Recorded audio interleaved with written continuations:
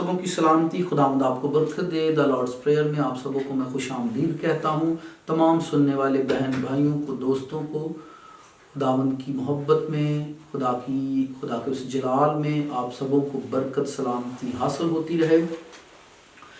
Sunday का जो पैगाम है चर्च से डिलीवर नहीं कर सका एक टेक्निकल इशू की वजह से, तो मैंने मुनासिब जाना कि मैं टेबल रूम से आप लोगों के लिए संडे के पैगाम को ज़रूर डिलीवर करूं, क्योंकि सुनने वाले बहुत सारे दोस्त बहन भाई जो हैं खुदा का कलाम सुनते हैं और उनकी ज़िंदगियों में जब खुदा काम करता है तो खुशी होती है कि खुदा ज़मीन पर काम करता है और छोटे छोटे से अदना से जो खादमीन होते हैं खुदा उनके वसीला से भी बहुत सारे काम करता है। और मैं आई थिंक मेरे नज़रिए में मेरे लिए खुशी की बात यह है कि आसमानों के आसमान में एक खुदा की हस्ती रहती है, एक खुदाए वाहद रहता है, और ज़मीन पर हम जैसे छोटे छोटे जो इंसान हैं वो उसका काम कर रहे हैं, यानी उसके मकसद में शामिल है। जो ज़मीन पर खुदा का मकसद है हम उसके मकसद में काम करते हैं। दुनिया के तकरीबन अक्सरियत लोगों की जो है वो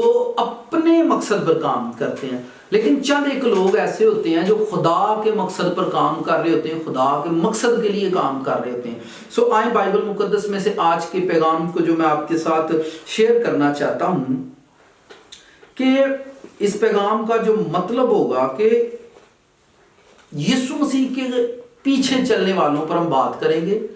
कौन यीशु मसीह के पीछे पीछे है, या कौन यीशु के पीछे चलता है, या कौन जीसस फॉलोअर है, कौन जीसस को फॉलो करता है, कौन यीशु मसीह को फॉलो करता है, कौन यीशु मसीह के पीछे चलता है, कौन यीशु मसीह के साथ चलता है और कौन यीशु मसीह के आगे चलता है। ठीक है, तो मेरे पैगाम का यही आज मकसद होगा। मैं आज प्रेयर पर नहीं सिखाऊंगा, आज एक बिशारती पैगाम है जो मैं आपके साथ शेयर करने को हूँ। मुकद्दस मत्ती की इंजील उसका 4 बाब और उसकी 18वीं, 19वीं और 20वीं ये 3 आयात में आपके सामने पढ़ता हूं। यहां ये वाकया जब यीशु मसीह ने अपनी मनादी का, अपनी खिदमत का आगाज किया तो उसने चंद एक रसूलों को चुना, और वहां पर ये लिखा गया है, वहां की ये बात है। 18वीं से पढ़ता हूं। और उसने गलील की झील के किनारे फिरते हुए 2 भाइयों यानी शमौन को जो पतरस कहलाता है और उसके भाई इंद्रियास को झील में जाल डालते देखा, क्योंकि वो माहीगीर थे, और उनसे कहा मेरे पीछे चले आओ तो मैं तुमको आदमगीर बनाऊंगा। वो फौरन जाल छोड़कर उसके पीछे हो लिए। कलाम मुकद्दस का पढ़ा सुना हम सबों के लिए बाइस बरकत हो, आमीन। इस आयत के अंदर प्यारे दोस्तों 2 शागिर्दों का जिक्र है, एक बुजुर्ग पतरस का और एक बुजुर्ग इंद्रियास का, जो अपना बिजनेस कर रहे थे, अपना कारोबार कर रहे थे, अपना वर्क कर रहे थे, अपने लाइफस्टाइल के लिए, अपने काम के लिए, अपनी जिंदगी के लिए, अपनी जॉब कर रहे थे। अचानक वहां पर यीशु मसीह मौजूद होते हैं और उनसे कहते हैं कि आप लोग अपना काम छोड़ें, आप लोग मेरे पीछे आए। आप यहां मछलियां पकड़ते हैं तो मैं आपको आदमी पकड़ना सिखाऊंगा। ये एक बड़ी अजीब सी बात है पतरस के लिए, इंद्रियास के लिए, कि हम पकड़ते तो मछलियां हैं लेकिन हमें खुदावंद कह रहे हैं कि भाई मैं तानू बंदे फड़ना सिखाऊंगा, पे बंदे किंज फड़ी ले। ठीक है, तो मछली तो 2.5-3 किलो की होगी, ज्यादा से ज्यादा 10 किलो की भी हो सकती है। आदमी जो 1, 1.5, 2 मन, 3 मन के होंगे वो उनको पकड़ना सिखाएगा। और ये दुनिया के अंदर बड़े कम लोगों को खुदा ने ये शर्फ बख्शा है कि जो खुदा के लिए इंसानों को पकड़ लेते हैं, जिनकी पकड़ इतनी मजबूत होती है, उनकी वॉइस इतनी मजबूत होती है, उनका पैगाम इतना मजबूत होता है, उनके कलाम, उनके मुंह से निकलने वाला कलाम इतना स्ट्रांग होता है कि वो किसी को पकड़ लेते हैं खुदा के लिए। कुछ लोग बहुत ज्यादा अच्छा नॉलेज होता है, बड़ी इल्म की बातें होती हैं, बहुत कुछ होता है, लेकिन उनको फड़े आज तक एक बंदा नहीं गया। ठीक है, तो वो बहुत सारी किताबों को लेकर अपने सर पर तो बैठ जाते हैं, लेकिन उनके पैगाम के अंदर ये स्ट्रेंथ नहीं होती कि वो किसी जिंदगी को खुदा के लिए कैप्चर करके उसको पकड़कर खुदा के पास ले आए। खुदा का ये फजल होता है किसी पर कि खुदा ने किसी की जुबान में वो ऐसा कलाम रखा है कि जिससे वो किसी को पकड़ सकता है। तो पतरस की जिंदगी के अंदर, पतरस की लाइफ में खुदा ने एक ऐसी कुदरत रखी थी खुदावंद ने कि वो लोगों को जब पैगाम सुनाता, डिलीवर करता, तो लोगों की जिंदगियां तब्दील होती, वो खुदा के करीब आ जाते। मैं इसे खादम कहता हूं, जिसके वसीला एक जिंदगी नहीं आज तक बदली, जिसके वसीला किसी शख्स ने तौबा नहीं किया आज तक गुनाहों से, जिसके वसीला से कोई शख्स आज तक बदला नहीं है, उसको खादम कहना भी शर्मिंदगी है। और अगर वो अपने आप को कहे तो ये भी एक बड़ी शर्मनाक बात है कि भाई मैं किस चीज का खादम हूं, मेरे वसीला किसी की जिंदगी तब्दील नहीं हुई, किसी की जिंदगी बदली नहीं। हाँ, मुझे बहुत सारी बातों का नॉलेज जरूर है, तो मैं अक्सर उन लोगों से कहता हूं, पंजाबी की एक बात करता हूं, उस इल्म दा करना की है जिदे नाल ना बचदा जी है, यानी जिदे एक बंदा ना बचे उस गल दा की फायदा होवे खुदा दे कलाम दी। तो ये यहां पर ये लोग अपना काम छोड़कर यीशु के पीछे चले गए, बिजनेस छोड़ा, काम छोड़ा, घर छोड़े, वो जिसके साथ वर्क कर रहे थे उन सबको एक ही टाइम में, एक ही वॉइस में, एक ही पैगाम से, एक ही आवाज सुनी है और यीशु के पीछे चलना शुरू कर दिया। जब ये यीशु के पीछे चले, आज मौजूदा जमाने में लोग यीशु के पीछे किस तरह चल रहे हैं, यीशु मसीह के पीछे चलने वालों का मेयार क्या है, ये मुख्तलिफ कैटेगरी के लोग मैं आपके साथ शेयर करूंगा। हमने आज बाइबल मुकद्दस की रूह से, बाइबल मुकद्दस की नजर से इन लोगों में मुआजना करेंगे कि जो लोग यीशु के पीछे चल रहे हैं और जिन्होंने अपनी जिंदगी यीशु को दे दी, या जो यीशु के लिए या यीशु के पीछे जो यीशु को फॉलो करके चले हैं, उसकी पैरवी करने वाले थे, जिन्होंने उसको फॉलो किया है, बिहाइंड टू जीसस, यानी यीशु मसीह के पीछे चलना, यीशु मसीह के पीछे उसको फॉलो करना, उसके पांव पर पांव रखना, ठीक है, यानी जहां कदम रखा है एक कदम वहां रखना, फिर दूसरा कदम, यानी जैसे किसी ने किया सेम लाइक उसी तरह से करना। बहुत सारे लोग ये भी कहते हैं जी देखो सी यीशु ते नहीं बन सकते, सी यीशु वांगू ते नहीं हो सकते, लेकिन कलाम में मुकद्दस में ऐसे लोग आपको मिलेंगे जिन्होंने ऐसा कहा, जैसे बुजुर्ग पाउल है, वो कहते हैं मेरी मानद बनो क्योंकि मैं मसीह की मानी हूं, तो बंदा तो आपको मिल गया। तो मैं चंद ऐसे और भी लोग आपको जरूर मिलवाऊंगा। मुकाशफा की किताब उसका 14वां बाब है, अगर आप बाइबल पास रखकर इन हवाला जात को भी साथ पढ़ेंगे तो आई थिंक सुनना, पढ़ना और बोलना, सुनना, पढ़ना और बोलना, यानी आंखों से देखना और जुबान से बोलकर पढ़ना, ये तीन चीजों जहां पर कंप्रोमाइज करेंगी, कोऑपरेट करेंगी, वहां आपको बात समझ आ जाएगी। बाद औक़ात हम सुनते हैं पर देखते नहीं है, बाद औक़ात देखते हैं तो बोलते नहीं है, बाद औक़ात बोलते ही हैं, सुनते हम हैं नहीं। तो इन तीनों चीजों का आपस में जुड़ना बहुत जरूरी होता है। आपका आई कांटेक्ट, आप बोलते क्या है और आप सुनते क्या है, जब ये तीनों चीजें एक होंगी तो फिर आप दुरुस्त समझेंगे और दुरुस्त देखेंगे, ठीक है। बाद औक़ात किसी की जिंदगी को देखने के लिए हमने अपने हाथ में जिस्मानी पैमाने रखे होते हैं। आप जब भी देखें किसी को खुदा के कलाम के पैमानों के मुताबिक तोलें और उसी के मुताबिक देखें। हो सकता है दुनिया के उसके पास दुनिया का नॉलेज ना हो, दुनिया की जुबानें उसे ना आती हो, दुनिया की तालीम उसके पास ना हो, लेकिन खुदा की मोतबर बातें, खूबसूरत बातें सादा अंदाज में वो आपको दे रहा हो, तो मैं समझता हूं हमें ले लेनी चाहिए, ठीक है। 14वें बाब की पहली आयत में कुछ लोगों का जिक्र यहां पर मिलेगा, मैं आपके लिए पढ़ता हूं। फिर मैंने निगाह की तो क्या देखता हूं कि वो बर्रा सयून के पहाड़ पर खड़ा है और उसके साथ 1,44,000 शख्स हैं जिनके माथे पर उसका और उसके बाप का नाम लिखा हुआ है। और मुझे आसमान पर से एक ऐसी आवाज सुनाई दी जो जोर के पानी और बड़ी गरज की सी आवाज थी, और जो आवाज मैंने सुनी वो ऐसी थी जैसे बरबत नवाज बरबत बजाते हों। वो तख्त के सामने और चारों जानदारों के और बुजुर्गों के आगे गोया एक नया गीत गा रहे थे, और उन 1,44,000 शख्सों के सिवा जो दुनिया में से खरीद लिए गए थे कोई इस गीत को ना सीख सका। ये वो लोग हैं, इनकी तादाद 1,44,000 यहां पर लिखी गई है, और लिखा है कि दुनिया में से खरीदे गए हैं, दुनिया ने इनकी कीमत देकर दुनिया से लिए गए हैं। तो मेरी आपकी हम सबों की कीमत सेम ही है, कीमत सेम ही है, पर यहां 1,44,000 लोगों का म्यारे जिंदगी देखेंगे जो यीशु के पीछे पीछे चले हैं, जिन्होंने यीशु को फॉलो किया है, जिन्होंने उसके कदमों को, जहां उसने कदम रखे हैं वहां जाकर कदम रखे हैं, उसके कदमों के पीछे कदम रखे। कुछ लोग यीशु से भी आगे चल रहे हैं, वो चर्च में जाकर बाइबल को चूमना तो पसंद करेंगे, लेकिन बाइबल च लिखा है तोबा कर ले, उन्हें तोबा नहीं करनी। तो यीशु तो अगे ही चलन दिया ना, पे यीशु नु मनदा जरूर है पर यीशु दी नहीं मनदा, तो फिर वो यीशु से आगे चल रहा है। यीशु मसीह ने कहा तौबा करो, वो तौबा नहीं करेगा। बाइबल को किस जरूर करेगा? चर्च में जाकर सजदा भी जरूर करेगा, चर्च में जाकर वो पुरपट को भी चूमेगा, पैर भी नहीं करेगा, अकीदत जरूर करेगा। तो ये वो लोग हैं जो यीशु से आगे चलते हैं, यीशु पर ईमान रखेंगे पर यीशु दी मनणगे नहीं। वो कहता है गुनाह ना करो, गुनाह भी करेंगे, चर्च भी जाएंगे, चंदा भी करेंगे, लाखों रुपया भी हो सकता है चंदा दे, चर्च में हदिये भी देंगे, एसी भी लगवाएंगे, पर यीशु की मानेंगे नहीं। तो ये वो लोग हैं जो क्राइस्ट से आगे हैं, यीशु तो अगे चलन रहे हैं भाई। उन्हें जी गल की थी वो नहीं मननी, उन्होंने अपनी मनानी है, ठीक है। लेकिन ये ऐसा हरगिज नहीं है। यहां पर सादा अल्फाज में आगे वो लिखा है, चौथी आयत 14वें बाब की, ये वो हैं जो औरतों के साथ आलूदा नहीं है। इनका पहला मेयारे जिंदगी ये है कि वो औरतों के साथ आलूदा नहीं। ये वो लोग हैं जिन्होंने यीशु को फॉलो किया और शादी की नहीं है, शादी इन्होंने की नहीं है, ठीक है।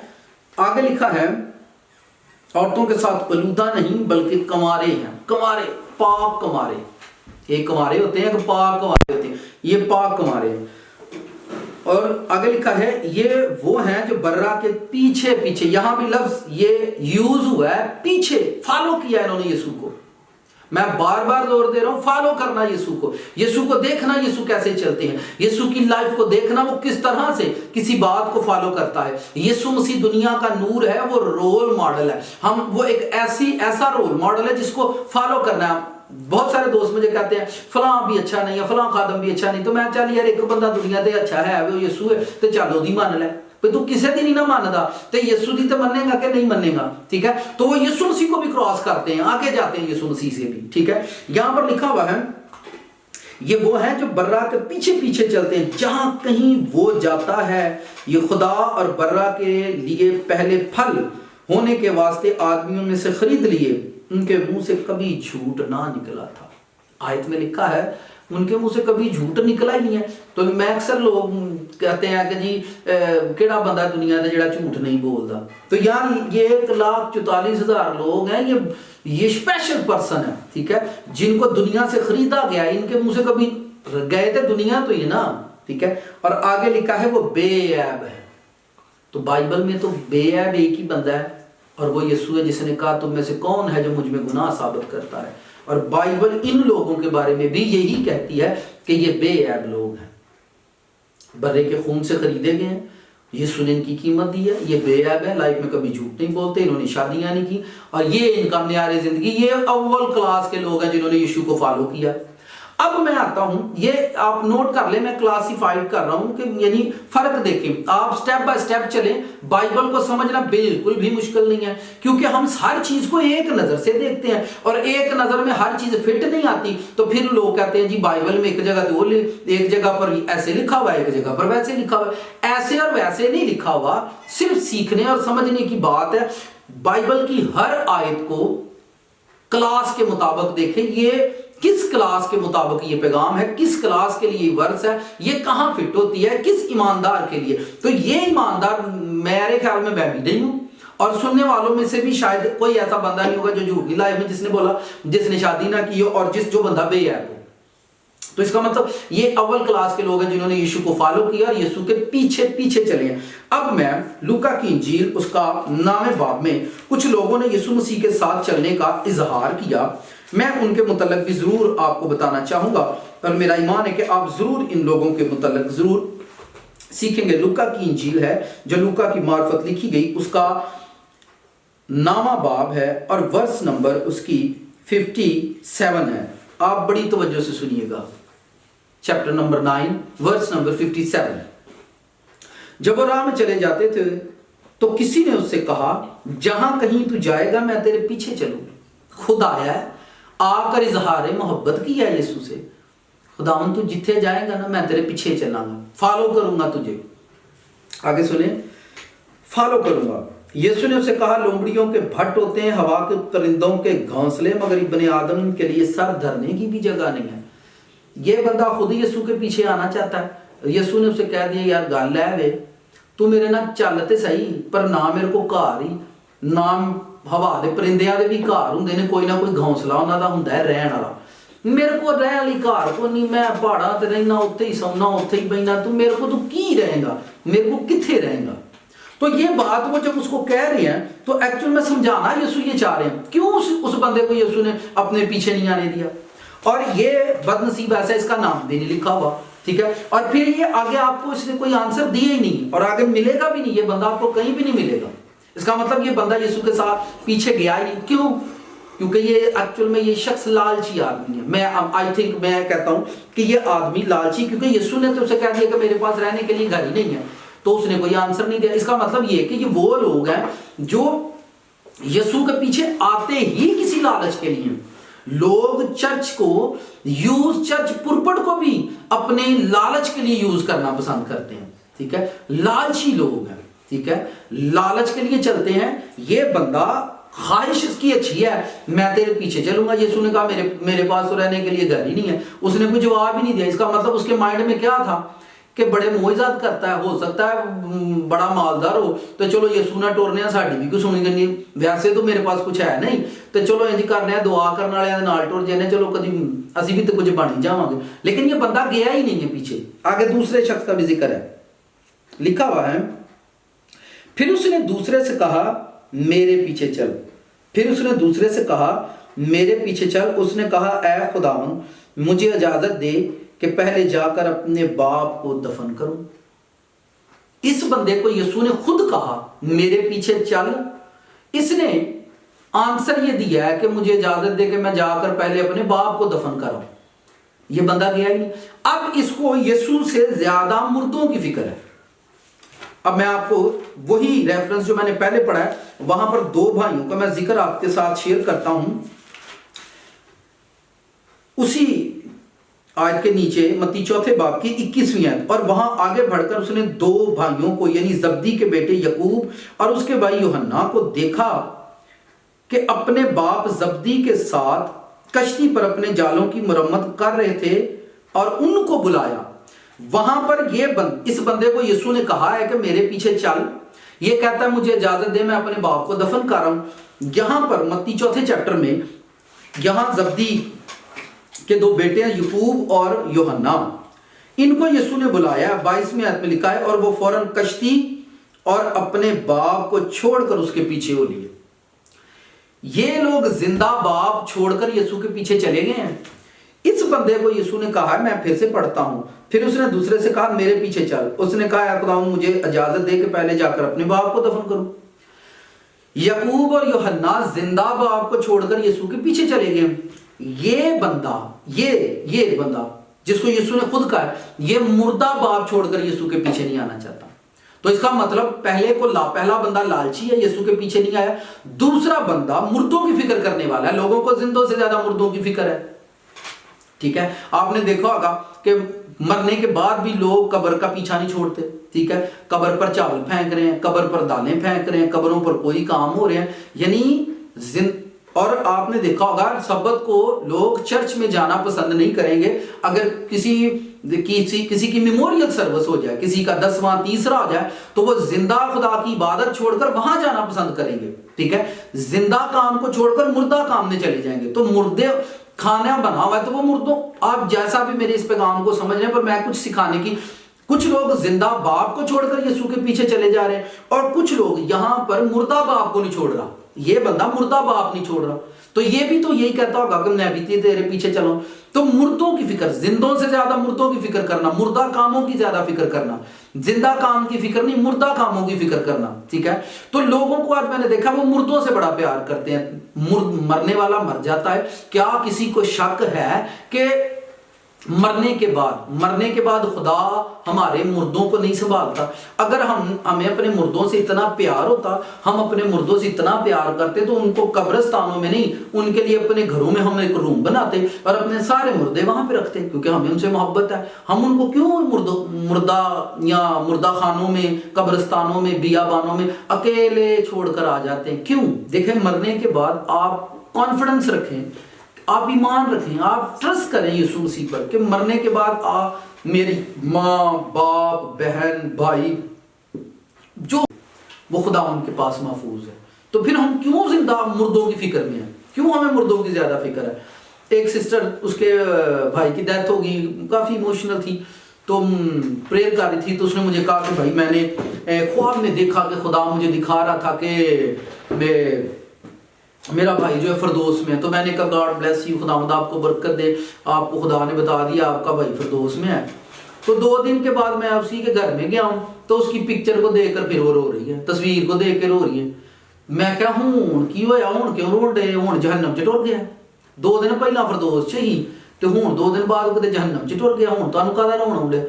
भाई आप मुझे बताइए, जमीन दुख से भरी हुई है, एक बंदा यहाँ से उठकर उस जहान में चला जाए तो ये तो खुशी की बात है, ठीक है। वो आराम में चला गया जहां ना बिजली की, ना बिल, ना गैस, ना कमाने की, ना खाने की, तो हमें तो शुक्रगुजारी करनी चाहिए कि वो हमसे अच्छे जहान में चला गया। ये बंदा, इसको यीशु ने कहा मेरे पीछे चल, तो वो कहता है खुदावन मुझे इजाजत दे कि पहले जाकर अपने बाप को दफन करूं। 20वीं आयत में लिखा है, उसने उससे कहा मुर्दों को अपने मुर्दे दफन करने दे, लेकिन तू जाकर खुदा की बादशाही की खबर फैला। मुर्दों को मुर्दे दफन करने दे, तेरा अब आपका बाप भी मुर्दा है और मुर्दे ही उसे दफन कर रहे हैं। यानी कितनी बड़ी बात यीशु मसीह ने कर दी है, शायद कोई बंदा इस बात को बर्दाश्त कर सके, ठीक है। तो उसने कहा बादशाही का काम कर, जिंदा खुदा का काम करना जिंदा काम है, ठीक है। मुर्दा काम तो सभी कर रहे हैं, ये लोग भी यीशु मसीह के पीछे नहीं चल सकते जिनको जिंदा काम से ज्यादा मुर्दा कामों की फिक्र है। तीसरी बात आगे, तीसरा एक और शख्स भी यहां लिखा हुआ, एक और ने भी कहा ऐ खुदावन मैं तेरे पीछे चलूंगा, लेकिन पहले मुझे इजाजत दे कि अपने घर से रुखसत हो आऊं। यीशु ने उससे कहा जो कोई अपना हाथ हाल पर रख कर पीछे देखता है वो खुदा की बादशाही के लायक नहीं। यहां पर उसने पहले से कहा मेरे पास सर धरने की जगह नहीं, वो बंदा लालची है, वो गया ही नहीं। दूसरे से कहा तो वो कहता मुझे बाप को दफन करने दे, इसको मुर्दों की फिक्र है। जिंदा कामों से ज्यादा मुर्दा कामों की फिक्र करने वाले लोग भी यीशु मसीह के पीछे नहीं है, ठीक है। तीसरे को यीशु ने कहा तो वो कहता मुझे इजाजत दे के पहले अपने घर से रुखसत हो आऊं। तो घर में कौन है, किसको मिलने जा रहा है, बीवी को मिलने जा रहा है, बच्चों को मिलने जा रहा है, ठीक है। तो जो यीशु मसीह के पीछे चलते हैं, जो यीशु को फॉलो करते हैं, इसका मतलब हमने अपने फर्जों से नहीं भाग जाना। अगर खुदा ने हमें घराने में चुना हुआ है, लिखा है बाइबल में लिखा है तू ईमान ला तेरा घराना निजात पाएगा। अगर खुदावन ने आपको घर के लिए चुना है कि आपके वसीले आपका घराना निजात पाए, तो आप अपने घर पर काम करें, लेकिन फिक्र जिंदा कामों की करें। अपने अंदर जिंदगी की उम्मीद रखकर जिंदा रहें, जिंदगी की फिक्र, जिंदगी वाले के पीछे भी हमें चलना है और उसको भी फॉलो करना है। तो यहां पर ये एक तरह के लोग हैं। अब लूका 9वें चैप्टर की वर्स नंबर 23 को पढ़े, एक और तरह का भी बंदा आपको यहां पर नजर आएगा जिसने यीशु मसीह के साथ चलने के लिए कहा। सॉरी, यहां पर यीशु ने सबसे कहा है। यहां पर ये देखें अब कौन से लोग यीशु मसीह के पीछे चल सकते हैं। ये 3 बंदे यीशु मसीह के पीछे गए नहीं। एक को अपने घराने की फिक्र है, एक को मुर्दों की फिक्र है और एक को दौलत की फिक्र है। दौलत लालची बंदा, मुर्दों की फिक्र करने वाला, और तीसरा वो जो अपने ही घराने को लेकर बैठे रहते हैं, ठीक है। अपनी जिंदगी की फिक्रों में सारा दिन उनका गुजर जाता है और वो कभी मसीह की उस निजात को, उनकी जिंदगी में इतना रश है, उनकी जिंदगी में इतनी ज्यादा भीड़ है, जो मैं पिछले गुजरे संडे भी पैगाम दे रहा था कि वो जिंदगी का मकसद भूल गए लोग कि जिंदगी का असल मकसद क्या है। यहां लूका 9वें बाब की वर्स नंबर 23 को मैं आपके लिए पढ़ता हूं। इन हवाला जात को पढ़ने का मतलब यह है कि मैं इन तमाम हवाला जात को पढ़कर और इनके मुताबिक आपसे बात कर रहा हूं, लोगों के साथ इस बोझ को शेयर कर रहा हूं। और उसने सबसे कहा, वहां पर यीशु मसीह ने 2 लोगों से कहा मेरे पीछे चलो। इस आयत में लिखा है उसने सबसे कहा। ओवरऑल जितनी भीड़ उसके साथ थी, जितने लोग उसके पीछे थे, सबसे उसने कहा। और उसने सबसे कहा अगर कोई मेरे पीछे आना चाहे, बात मैं वही कर रहा हूं यीशु मसीह के पीछे जाने की। अगर कोई मेरे पीछे आना चाहे तो अपनी खुदी का इनकार करे। ये उसने ओवरऑल सबके लिए कहा है, ठीक है। ये कलीसिया की बात कह लें, जो चुने हुए लोग हैं उनसे हटकर कह लें, ये वो लोग जो जिनका मैंने जिक्र किया, ये आई थिंक मेरे नजदीक खिदमत करने वाले लोगों को यीशु ने बुलाया था। अब यहां पर वो कलीसिया को कह रहा है, यानी ओवरऑल सबके दरमियान ये मुनादी कर रहा है, सबको उसने कहा, सबसे कहा कि आप आ जाएं। लेकिन 2-3 कामों का यहां पर जिक्र है। अपनी खुदी का इनकार करे, हर रोज अपनी सलीब उठाए और मेरे पीछे हो ले। ये वो लोग हैं जो जनरल लोग हैं, जो खिदमत नहीं करते, अपने घराने अपने बीवी बच्चों को पालते हैं और खुदा के साथ रफाकत में रहते हैं। लेकिन इनके लिए वो कहता है अपनी खुदी का इनकार कर दे। अपनी खुदी यानी खुद में रहना, खुद मुख्तार बनना, खुद इख्तियार होना, खुद नुमाई रखना, खुद सताई रखना, यानी अपने ही बारे में सोचना, अपनी ही मनवाना और अपने आप को ही राइट समझना। दुनिया के अंदर इंसान की जात के अंदर इतनी खुदी छुपी है कि वो हर बात में अपने आप को ही राइट देखता है। तो उसने कहा इस बात का इनकार करे और मेरे पीछे आए, और लिखा है हर रोज अपनी सलीब उठाए। ये अपनी सलीब हर रोज क्या है? हर रोज हम काम करते हैं, हर रोज खाना खाते हैं, हर रोज जॉब पर जाते हैं, 6 दिन काम करते हैं, 7वें दिन छुट्टी करते हैं, जैसे भी दुनिया के अंदर एक शेड्यूल है, ठीक है। हर रोज अपनी सलीब उठाएं। और आगे 24 में, और जो कोई अपनी जान बचाए वो इसे खोएगा, और जो कोई मेरी खातिर अपनी जान खोएगा वो उसे बचाएगा। अगर आदमी सारी दुनिया हासिल करे और अपनी जान को खो दे या उसका नुकसान करे तो उसे क्या फायदा होगा। ये ओवरऑल यीशु मसीह सबसे ये बात कर रहे हैं। भाई बंदा सारी जिंदगी काम करदा रहता, घर बनाता है, बच्चों को पढ़ाता है, बड़े बड़े घर बनाकर और जिंदगी गंवा देता है, वो यीशु कहता है उसे क्या फायदा।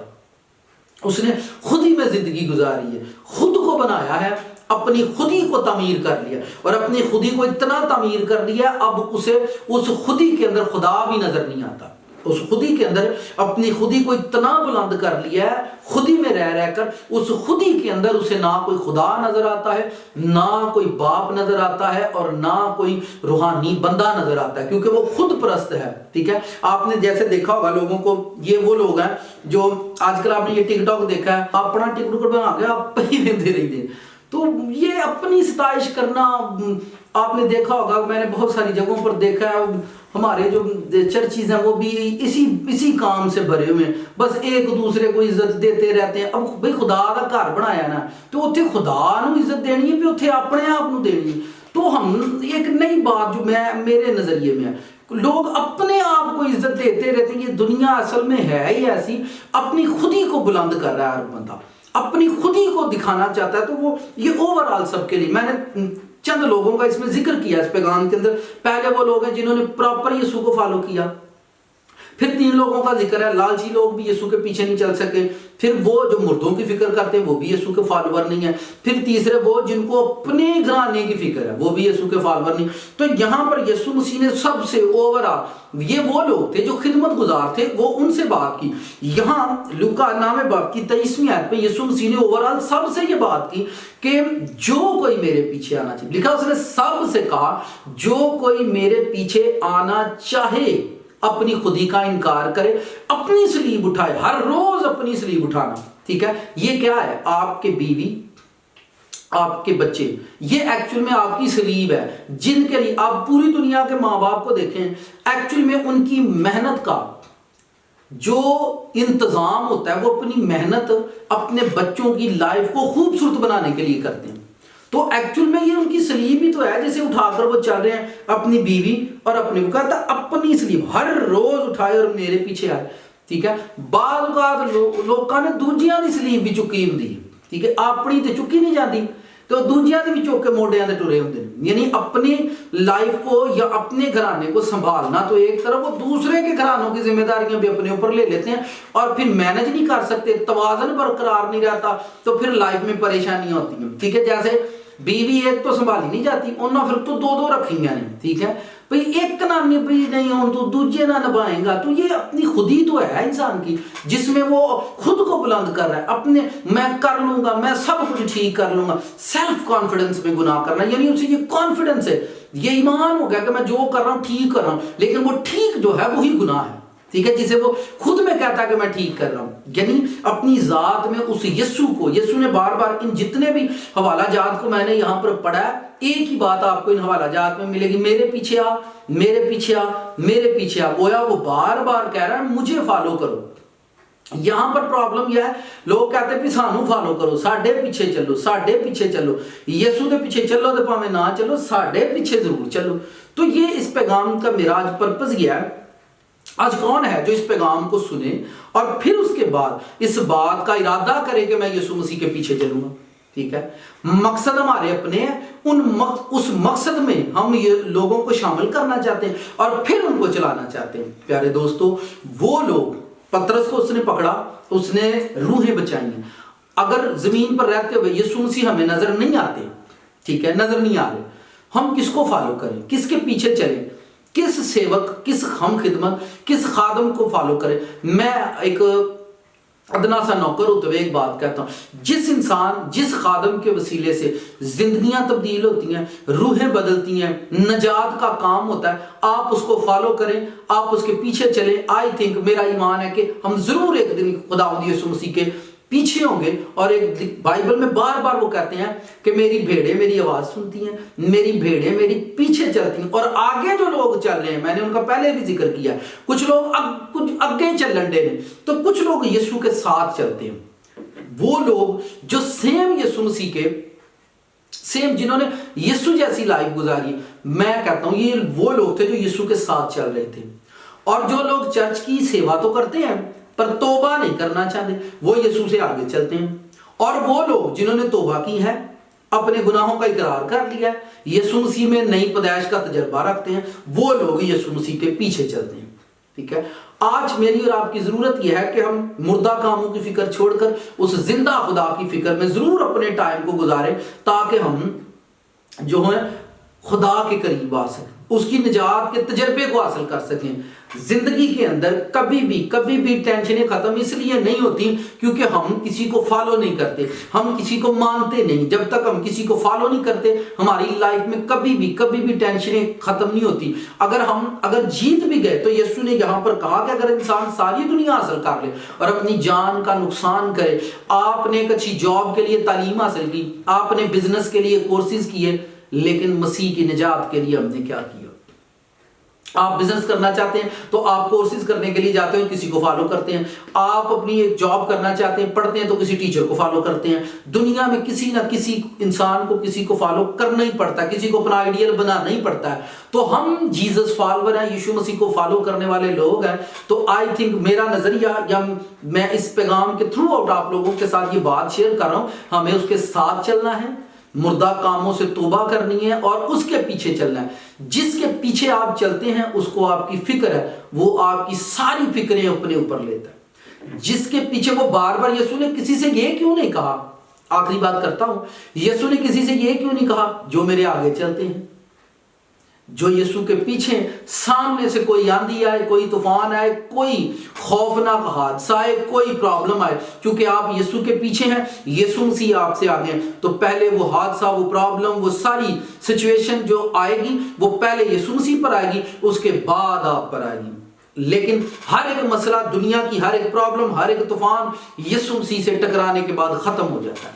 यीशु ऐसी चट्टान है जिसके साथ हर एक प्रॉब्लम, हर एक परेशानी टकरा कर खत्म हो जाती। जब मैं यीशु के पीछे हूं, यीशु मेरे आगे है, तो हर मुसीबत, हर टेंशन पहले उस पर आएगी, फिर मुझ पर आएगी। प्यारे दोस्तों, इस कलाम को, इन आयात को खुद पढ़ें, खुद परखें और जरूर अपनी जिंदगी पर गौर व फिक्र करें कि मैं किसको फॉलो कर रहा हूं, मैं किसके पीछे चल रहा हूं। मुझे जिंदों की फिक्र है या मुर्दों की?